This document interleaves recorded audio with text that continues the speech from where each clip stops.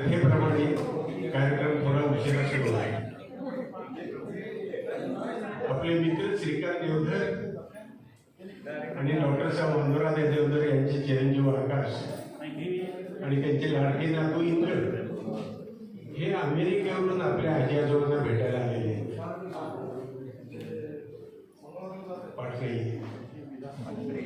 देवधरांच्यासाठी ही खरं दिवाळीच आहे, पण हा आनंद द्विगुणित करण्यासाठी श्रीकांतनी आजची ही संध्याकाळ मित्र परिवाराच्या सेवा साजरी करायचं ठरवलं आणि त्यासाठीच आपल्या सर्वांना आमंत्रित केलं. देवधरांवरच्या प्रेमामुळे आपण मोठ्या संख्येने उपस्थित आहात.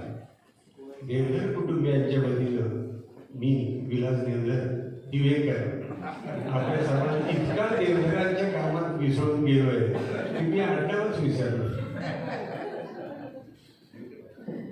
मी विलास दिवेकर आपल्या सर्वांचे देवधर कुटुंबियांतर्फे मनपूर्वक स्वागत करतो. कार्यक्रमाची सुरुवात गणेश वंदनाने होणार आहे. त्यासाठी मी सौ रेवंती पंडित यांना मंचावर बोलवतो.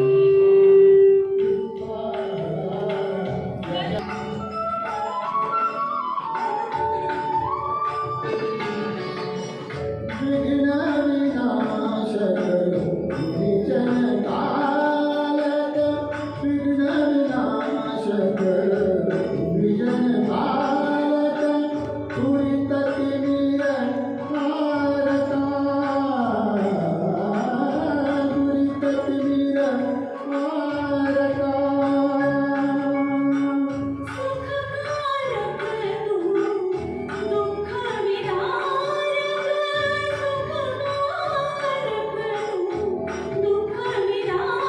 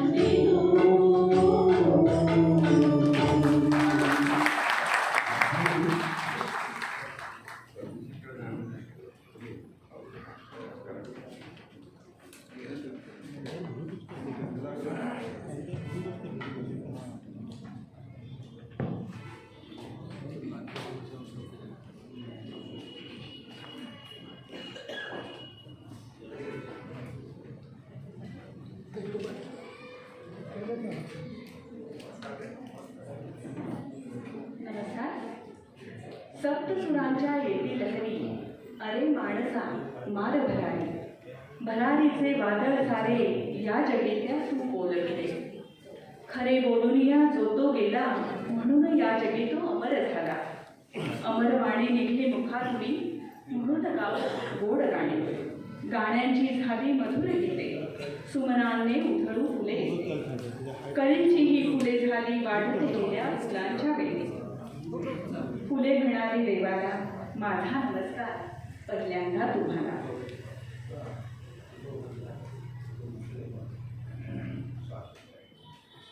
नमस्कार, मी रेवती बंड आपल्या सर्वांचं स्वागत करते. थोडीशी माहिती देते आधी. सप्तसूर ही संस्था गेली 4 वर्ष सामाजिक बांधिलकी आणि गाण्याची आवड या प्रेरणेमुळे आपले कार्य पुढे नेते आहे. आमच्या या कुटुंबात वेगवेगळ्या क्षेत्रातील व्यक्ती सामावलेल्या आहेत. आज यांचे सप्तसूरसाठीचे योगदानही तेवढेच महत्त्वाचे आहे. आपल्या व्यस्त दिनक्रमामधून आपल्या आवडीसाठी आम्ही सर्वजण वेळ काढतो. आजपर्यंत आम्ही सांगली कोल्हापूरमधील पूरग्रस्तांना मदत, एका कॅन्सरग्रस्त मुलासाठी मदत, वेड्यामधील अनाथ विशेष ज्येष्ठांसाठी मदत आणि इतर अनेक मदती, छोट्या मोठ्या मदतीचा हात सप्तसूरतर्फे करण्यात आलेला आहे. आजच्या देवधर कुटुंबाच्या सोहळ्यात आपण आज संगीताचा आनंद घेत आहोत. हा कार्यक्रम आनंदमय करणार आहोत. कार्यक्रमात सुरुवातीला एक समूह गीत आपण गाणार आहोत. त्यासाठी मी आमंत्रित करणार आहे सौ प्रिया आघोर मॅडम, श्रीयुत बोके सर आणि श्रीयुत उमेश देशमुख यांना. थोडीशी माहिती पुरवते. कवी परमानंद आपल्या पर्वतग्रहणाख्यामध्ये असं वर्णन करून सांगतात की बिजापुरी सरदार अब्दुल करीम बहलोल खान हा 12,000 सैनिक घेऊन स्वराज्यावर धावून आला होता. ही बातमी समजताच महाराजांनी प्रतापराव गुजर यांना युद्ध करण्यास रवाना केले. दोन्ही सैन्यांची भेट येथे झाली. मराठ्यांनी बलोल खानच्या सैन्याची केलेली वाताहत कथन करतानाचे वर्णन या काव्यात केले आहे. मराठी सैन्याचा आवेश बघून शत्रू सैन्य माघार घेत होतं. मात्र आनंदराव जखमी झाले तरीही 2 तासात त्यांनी शत्रूची धुळदाण केली. शरण आलेल्या बलोल खानने प्रतापरावांनी दाखवलेल्या मार्गाने हात खाऊन मागे निघून गेला. या सर्वांची नोंद शिवकालीन पत्र सार संग्रह खंड 2 पत्र क्रमांक 1625 मध्ये आपल्याला पाहायला मिळते. प्रतापराव बलोल खानशी लढताना फक्त 6 घोडेस्वारांबरोबर लढला. बाकीच्या सैन्याच्या अभावी मारला गेला अशी इतिहासात नोंद आढळते.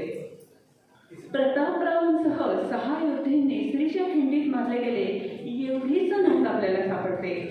याच प्रसंगावर ज्ञानपीठ पुरस्कार विजेते कुसुमाग्रज यांनी लिहिलेले हे गीत लता देवींनी सादर केलं होतं. आपल्यासमोर सादर करत आहे सौ प्रिया आघोर मॅडम. ह्या एक उत्तम गायिका आहेत आणि उत्तम गृहिणी आहेत. आणि श्री बोके सर हे निवृत्त बँक ऑफिसर आहेत आणि डॉक्टर उमेश देशमुख हे प्रसिद्ध बालरोगतज्ञ आहेत. सादर करीत आहे म्यानातून उसळले.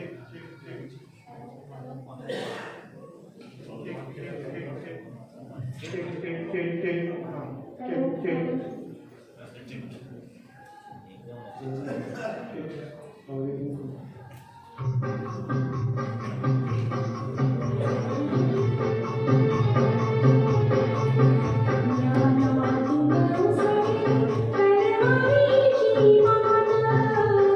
you.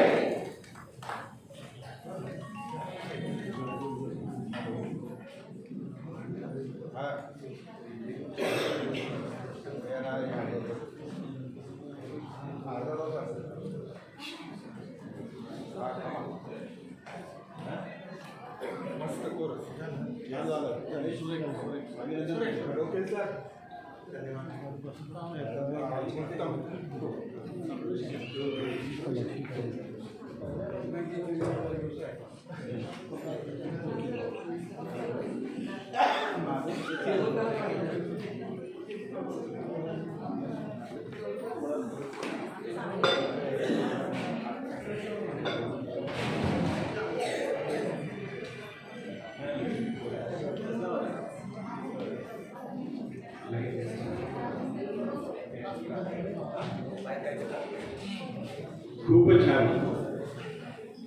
गणेश वंदनेमुळे वातावरणात एक मंगलमयता आली. तर शिवराय कारणाने भाऊमध्ये स्फुरण निर्माण झाले. बहुरंगी बहुरंगी चौसोपी व्यक्तिमत्वाचे 76 वर्षीय श्रीकांतचे नाट्यप्रेम आपणास माहीत आहे. 20 मंडळातील नाट्यस्पर्धा, राज्य नाट्यस्पर्धा, कामगार कल्याण स्पर्धा, सर्व ठिकाणी बक्षिसांची खैरात मिळवून आनंदाची उधळण करणारे हे एक आनंदयात्री आहे. पत्नी सौ डॉक्टर अनुराधा देवधर या हार्मोनियममध्ये संगीत विशारद आहे. तर चिरंजीव आकाश BA, MBA आणि MS USA असून त्यांनी रंगमंचावर आपली ओळख निर्माण केली आहे.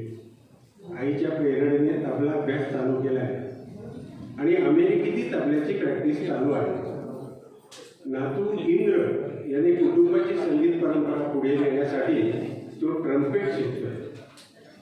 श्रीकांतला शाळेपासूनच नाटकाची आवड, पण योगामध्ये शाळेत काही त्याला नाटकात काम करायला मिळालं नाही. आता ती शाळा म्हणजे इंग्लिश स्कूल. त्याला नाटकात काम करायची संधी मिळाली ती वॉलचंद कॉलेजमध्ये इंजिनिअरिंगचा अभ्यास करताना.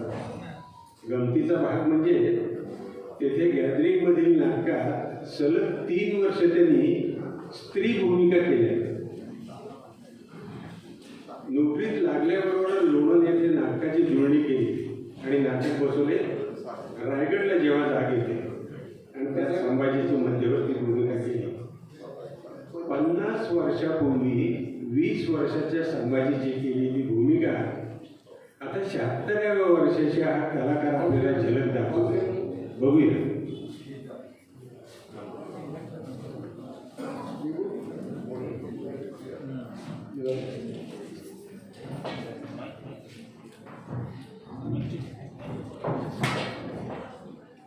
महाराजांना आपल्याला सदाच पुकारायची असती तर आपणाला सज्जनगडाकडे जाण्याचा आदेश त्यांनी दिला असता का बरं? बाळासाहेबांनी काल फुकल्याबरोबर सुविधानी काढून घेतली आणि आम्हाला सज्जनगडाकडे जायचा आदेश देतात. या विषयावर पुन्हा बोलायचं नाही असं आम्ही ठरवलं तरी आपण आम्हाला पण युवराजनी खुल्या दिलानं घडलेला सगळा प्रकार सांगण्यासाठी आपण प्रथम आमच्याकडे धावलात. पृथ्वी मोला एवढ्या विश्वासाचं धन आम्हाला दिलं. आम्ही धन्य झालो. पण आपण असा विचार करावा की लोकांच्या दृष्टीनं बेइज्जतीसारखी थोडी तरी आगळीक आपल्या हातून घडली नाही का बरं? नाही नाही नाही नाही बिलकुल घडली नाही. प्रत्येक वेळी आसमानातल्या चंद्रासाठी हात पसरायचे आणि सर्वस्व पणाला लावून झोकून द्यायचं असं कसं बरं चालेल? जमिनीवर चालणाऱ्यांनी मातीशी दुश्मनी धरण्यात काय अर्थ? थोडं रीतिरिवाजाकडं पाहायला नको का? आम्ही घालू ती रीत आणि पाडू तो रिवाज अशी राजसत्ता हाती असताना रीतिरिवाजांची मातबरी तुम्ही आम्हाला सांगता? अष्टग्रहांची खचित आपणावर वक्रदृष्टी झाली. एरवी एवढ्या सरळ गोष्टीत आपल्याला वाकुडेपणा का बरं दिसावा? महाराज खरं बोलला. महाराजांची तर आमच्यावर जन्मापासूनच गैरमर्जी. असं का बोलता आपण महाराज? महाराजांची आपल्यावर माया नाही असा समज आपण का करून घेतलाय? समज आपण आमचा तो केवळ एक समज समजता. युवराजनी तुम्ही थोडा तरी जन्माला मात्या पित्यांच्या मांडीवर लाडात वाढला. आबासाहेबांच्या लाडक्या सूनबाई म्हणून रायगडावर थाटामाटा वापरला. पण आमच्या पोरक्या जीवनाची दर्दभरी कहाणी तुम्हाला नाही करायची. आम्हाला जाण आल्यापासून ठेवतंय फक्त आबासाहेबांच्या डोळ्यातला हात आमच्या मनावर कोरली आहे त्यांची सुंदर झरक, अजून आमच्या पोटात घालवतं त्यांचं छत्र, त्यांचं सिंहासन, त्यांची राजमुद्रा. आग्र्याहून सुटकेच्या प्रसंगाची याद आली की अजून रक्त चढू लागतं, मस्तक फिरू लागतं, पोटात आतडी तटत तुटू लागतं. एक 8 वर्षाचा कोवळा पोर रानावनातून उन्हातानातून महाराजांच्या पाठीमागून प्राणोमाळ हिंडताना अजूनही आमच्या डोळ्यासमोर दिसतो. अंगात ज्वर भरला, पायाला टळटळून फोड आले, तरी हो की चूक नाही. अपरात्री मथुरेला एका ब्राह्मणाच्या घरात मुक्काम पडला. मध्यरात्री खलबत सुरू झाली. तेव्हा निराजीपंत सल्ला देतात, महाराज सही सलामत सुटायचं असेल तर युवराजाने इथंच मागं सोडून गेलं पाहिजे. आत माझघरात घाण येऊन तळमळत पडलेला पोर ते शब्द ऐकतो आणि तसा धावत बाहेर येतो. आबासाहेबांच्या कमरेला मिठी घालत दीन वाळ्या मुद्रेला हंबरडा पडतो. आबासाहेब आम्हाला एकट्याला टाकून तुम्ही नाही राहता. आबासाहेब एक शब्द बोलत नाही. कमरेची मिठी ते सोडवतात आणि माझघराकडे पोट दाखवतात. चिमुकल्या मनाला ब्रह्मांड आठवत. शेकडो कोसांची पायपीट बिन तक्रार करणाऱ्या पोराचे पाय ओसरी म्हणून माझघरात जाईल तो पांगळे होता. महाराज त्या रात्री निघून जातात. आम्हाला एकट्याला टाकतात. न बोलता न सांगता निघून जातात.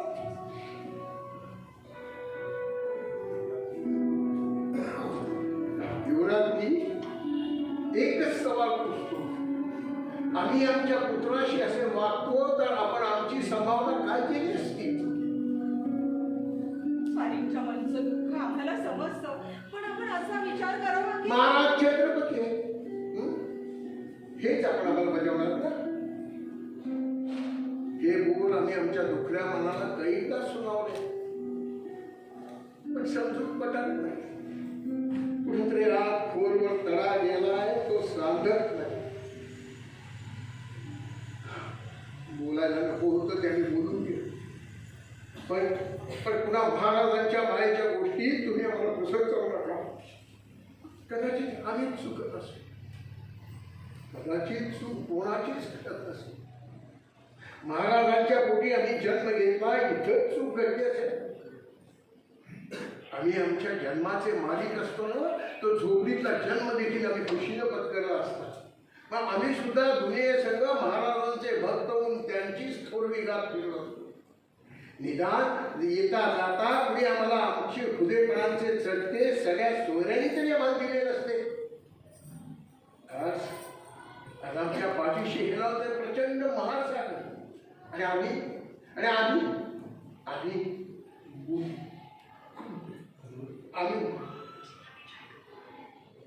खडकावर पाड्या. आम्ही ठरवला तोच विचार योग्य आहे. या रायगडवर आम्हाला बाहेर पडलंच पाहिजे. या रायगडच्या कारावासातून आम्हाला बाहेर पडलंच पाहिजे. रायगड सोडून आपण जाणार तरी कुठं?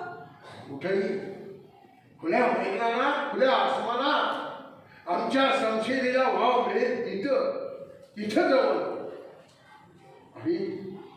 आम्ही ठरवला तोच विचार योग्य आहे. आम्ही रायगड सोडून आता त्वरित पाय उतार होणार.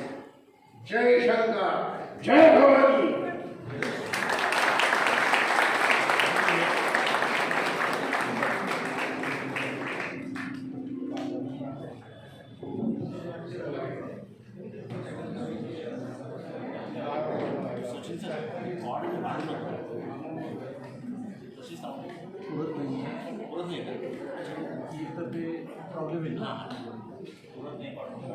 दात कशाला द्यायची? अभिनयाला द्यायची का पाठांतराला द्यायची?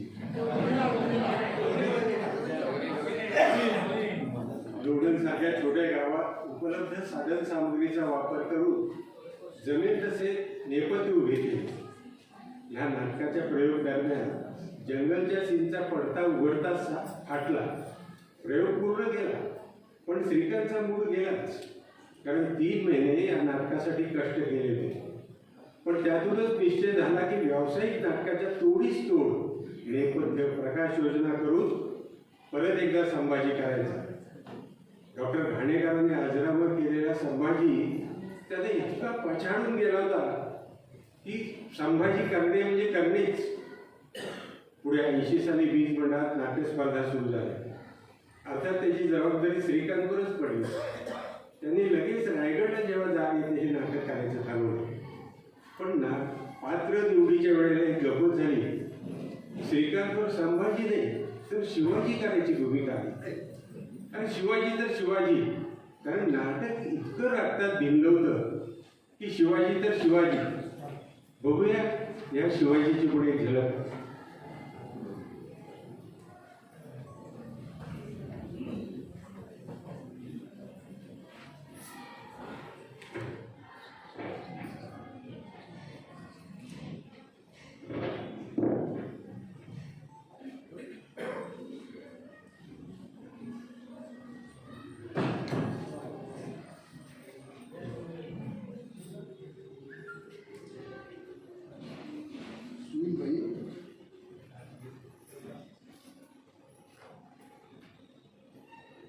राजे सज्जनगडाकडे रवाना झालेले दिसतात. ही एक गोष्ट फार बरी झाली. जे आम्हाला साधलं नाही ते समर्थांच्या सहवासानं सिद्धीला जाईल याचा आम्हाला भरोसा. पण जाताना राजे आम्हाला भेटून जाते तर फार बरं होतं. आमच्या मंच्या 4 गोष्टी त्यानं समजावून सांगता आल्या असत्या. आपण असं बोलता महाराज, पण स्वारी मनात कुढत बसलीये की जन्मापासूनच आपण त्यांच्यावर माया पातळ केली. असं समजवायचं काय कारण? ते तर आम्हालाही पुरतं उगत नाही. पण मघा रागाच्या भरात त्यांना आग्र्याहून सुटकेच्या वेळेची याद आली.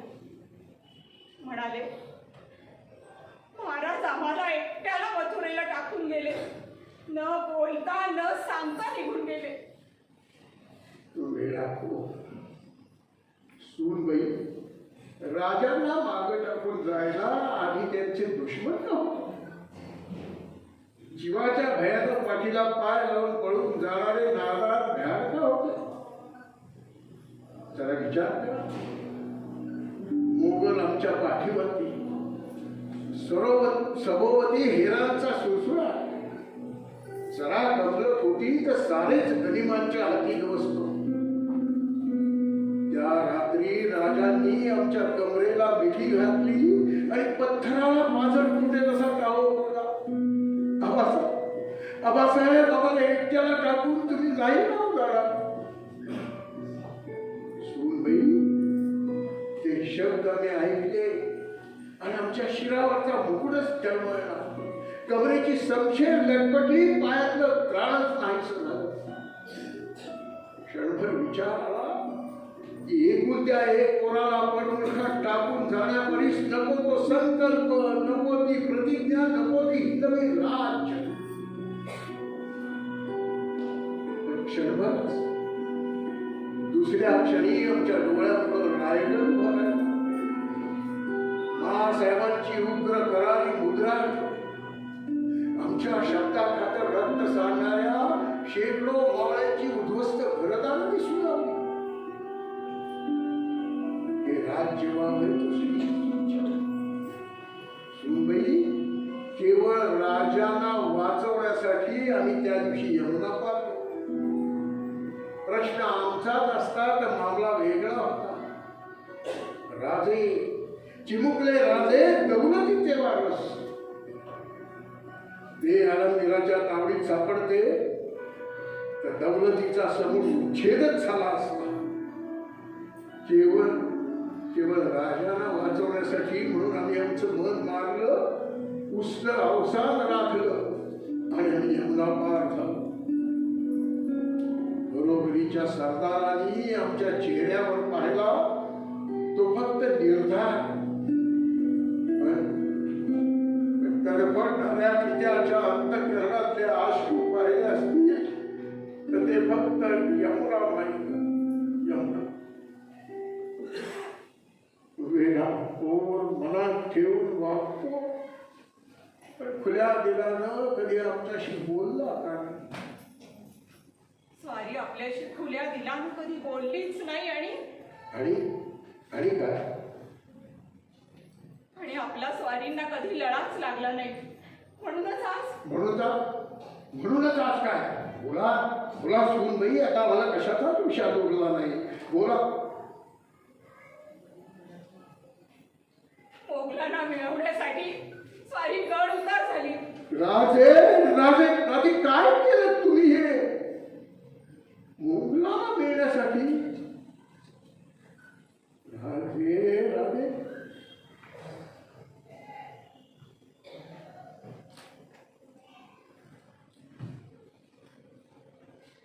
सूनबाई, दुनियेचा प्रपंच आम्ही मोठं भेदिलं, पण घरच्या प्रपंचात आमच्या हाती अपयश. ग्रहस्वामीचा दिलबत्सू मनाशी मन कधी जुळलं. वाटेवर सवंगडांनी वाटेवरच निरोप घेतला. मासाहेब गेल्या, आता दौलतीचा वारस 7 जन्माचा दावेदार झाला. मुळावरच कुऱ्हाडीचे घाव घालू लागला.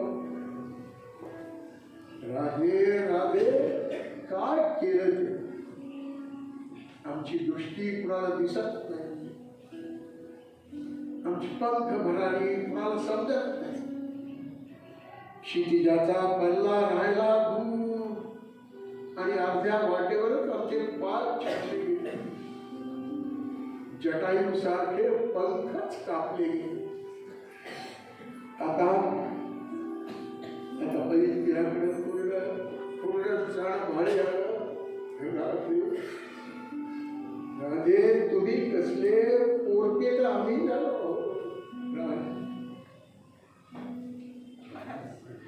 आपल्या डोळ्यात पाणी. सूरबाई, लोक मला अवतार पुरुष मानतात, पण अशा प्रसंगात झणझणीतपणे याद येते की आम्ही देखील अखेर हरामासाचेच आहोत. आम्ही देखील माणूसच आहोत. राधे राधे छे, असं हातपाय घालून चालणार नाही. हे राज्य व्हावं हे तो श्रींची इच्छा. सूनबाई, तुम्ही काळजी करू नका. गुन्हा राजांचा घडला, गुन्हा आमचा घडला. आम्ही राजांना परत आणण्याखेरीज राहत नाही. पण महाराज, राजे हट्टी आहे. शिवाय राजांच्या हट्टीपणाची मातबरी तुम्ही आम्हाला सांगता. अरे अवघे 16 वर्षाचे देखील नको तेव्हा रोहिणेश्वर चढता चढता वयोवृद्ध दादोजी कोंडेवांच्या ठाव घेतला होता आम्ही. थोरल्या महाराजांना आमचे उद्योग नापसंत होते, तर त्यांना देखील मोठ्या हुकमतीनं आम्ही आमच्या बाजूला वळवून घेतलं. जन्मदात्या पित्याला आणि ज्ञानदात्या गुरुला नुसत्या शब्दांनी जिंकणारे आम्ही. अरे सर्वस्व प्राणाला लावून उठलो तर कोणचा कोण मला वश होत नाही की काय? जय शंकर, जय भवानी. राजे परत आलेच पाहिजे. जय शंकर, जय भवानी.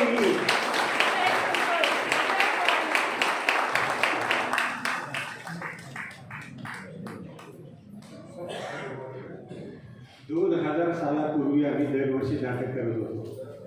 2000 नंतर 22 वर्षांनी श्रीकांतनी तोंडाला रंग लावलाय. मला नाही वाटत त्यांच्या भूमिकेमध्ये कुठे वय आडवलं. संतापी दुराग्रही संभाजीच्या भूमिकेनंतर अत्यंत संयमी आणि हातात शिवाजी महाराजांच्या भूमिकेचे पदर आपण पाहिले. या तणावातून थोडं दूर होऊन संगीताच्या मैफलीकडे परत वळूया. चौरेवती करूया.